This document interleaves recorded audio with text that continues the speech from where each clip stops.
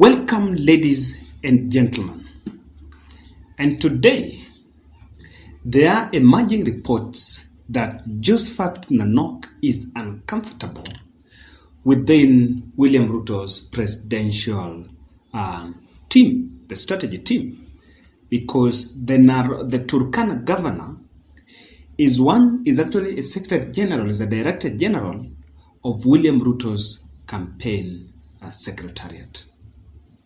So I want us in this video to really look at what is bringing this fallout.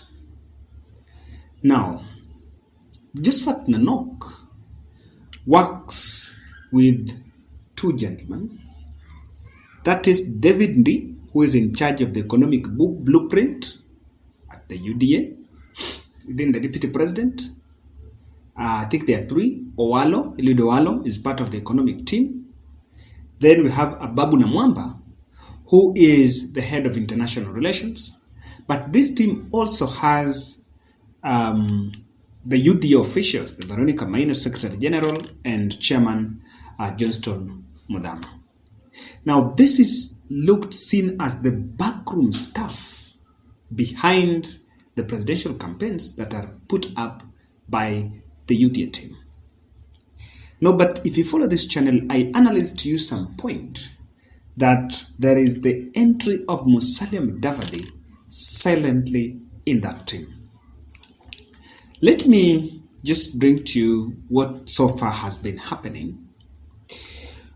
When a week before the deputy president and the team led his convoy, the contingent to the 10-day tour in US and UK, he attended the Tubong Lore festival, cultural festival, that was in Turkana. And they were in Turkana for around some 1 week. They campaigned, they held some few roadside rallies, and also attended that cultural festival. It's a festival that celebrates the culture. He was hosted there by this leader, by Nanok. But there were already voices of dissent that had emerged because some of the members of parliament that were initially around Nanok and were around in the UDA started showing some dissent, and they even skipped that meeting. Now, that was simmering because of something that I will tell you apambele. But then, after that, they went to the UK, and after the UK team, Nanok was part of that team, and you could see that Musalia Mudavadi was more prominent, and he was so close to DP Ruto than even Nanok. The person who was supposed to be closest to Ruto is actually Nanok. Then they came back. Since coming from the US and UK tour, he has never attended any other rally by the UDA. I wish you challenge me. Just go and check. If you find, challenge me. He's never attended, and now is more focused on the Nanok, on the Turkana affairs. I'm not saying that he's not a part of it. But then, yesterday there was an exclusive interview that was captured by The Nation, and he was asked, I think it was by Konyango if I'm not wrong, he was asked many questions.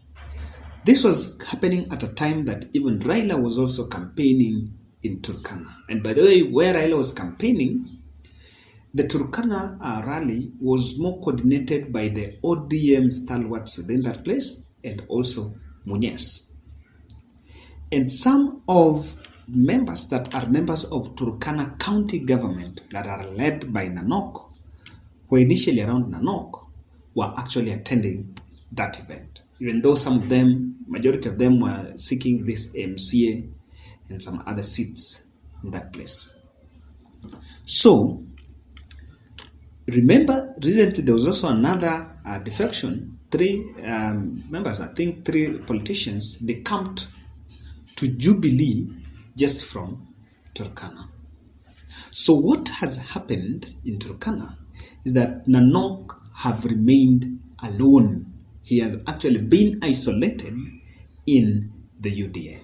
Now that is what is also making things difficult for him around deputy president. And you will see that of late he has been missing. I want us to face it and face the facts here. What do you think? Because in that interview, he was also asked why he chose to work with DP Ruto, but he mentioned that he do not have a challenge, do not have a personal problem with Raila Odinga. And we also get the intel that part of the team that mobilized Raila's rally in Turkana, he was in the back room. Remember, this was an ODM member for, I think, for 10 years, if I'm not wrong. He was actually deputy party leader of the ODM party. So what was supposed to happen is when Raila was even having that rally, they were supposed to have another rally there as part of the UDA team to checkmate on Raila's inroads in that place. Now, that did not happen. Question is, what is bringing the simmering disconnect between Nanok and the UDA team? Ladies and gentlemen, I want to humbly request you to subscribe to this channel and also click the notification bell. When we publish these videos, you will be notified. One, and I think I had mentioned here, the Turkana governor's race is already splitting interest, is bringing competing interests within the UDA and him. While he preferred Central Turkana MP John Lopede to be the successor through the UDA party, but that seemed not to work out. And what happened is this: there was a rally that they were holding somewhere in February. Yes, somewhere in February. And that rally was attended by Turkana South James Lomenen, the County Assembly Speaker Erastus Lokale, and a host of Professor Ekal. And what happened in that rally? Nanok publicly endorsed Lopede as the flag bearer for the UDA, but that did not sit well with the rest of the team because there was no consensus. So what he has insisted is that that ticket need to go to Lopede. And what happened? That rally was actually botched. The other people that were actually there, the other aspirants that also were eyeing the governor's seat and were there, they walked out of the meeting. And now, when leaders somewhere and they walk out, there are people who walk out with them. And that UDA rally went prematurely. Now, if you look at it, if his intent in UDA was to bring the votes from Turkana, then that shows you that he has already failed that test. And the challenge is the negotiated democracy, because the consensus is bringing the voices of dissent. There is a likelihood that maybe deputy president will prefer another candidate for that seat. Number two, the emergence of Musalia Mudavidi's prime role in the Ruto's campaign. Now, Mudavadi was given a position there as head of campaign. He is the head of William Ruto's campaign secretariat. This is a role that he played in the 2017 under the NASA coalition. Let us look at the politics of Musalia. The NASA was the brainchild of Musalia Mudavadi. The Kenya Kwanza is a brainchild of Musalia Mudavadi. So he is the custodian of that. So even deputy president team, he is playing a very critical role as the chief campaigner, and he might likely be the chief agent of deputy president William Ruto. In fact, if you look at it, Mudavadi won't mind not being in the ballot. So that role, I think, have sidelined Nanok. Let's look at Lamu. When they were making that statement after the BBI verdict, people were wondering, why was Musalia Mudavadi given that media brief to read? In fact, he would have even taken some time back and look at it, then find on whether the deliverables in that press briefing are things that really he can deliver. And you will realize that nowadays, Mudavadi has taken over the roles that other team used to do, because he's more visible and is the person mostly on the William Ruto's side. So emergence of Mudavadi is already sidelining Nanok. Number 3, the double ties with Raila. The double ties, and let me just help us to let us put this to some very key perspective. And I want to use an example of Amason Kingi. There are 3 governors I want to look at: Amason Kingi, Jackson Mandago, and Nanok. Double ties. The reason why is these outgoing governors, what they want is to have their footprints in both sides, so that whoever wins, because their fate depends on the next government. So for you to be safe, you must invest your interests on both sides. Mandago is very cozy with Raila, but on Ruto ally. Kilifi, Amason Kingi is very cozy with Raila and have a soft spot for Deputy President William Ruto.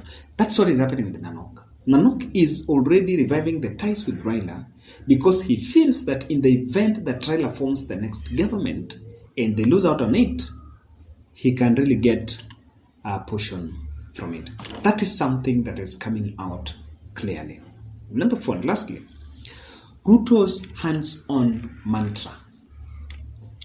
I listened today, he was making a statement that he is going to take charge of UDA. He's going to supervise UDA nominations the way he supervised the Jubilee nominations in 2017. Now, this do not provide a very conducive space even for this team to work with him.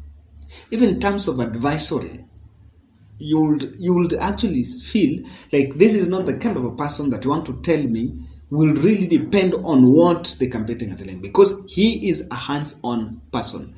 It's a leadership skill that personally I don't criticize it along much, because, for example, in business, if you cannot be hands-on your business, you are likely to incur in losses, because the only person who is the vision bearer is the owner. So the vision bearer of Jubilee, of UDA, is Deputy President William Ruto.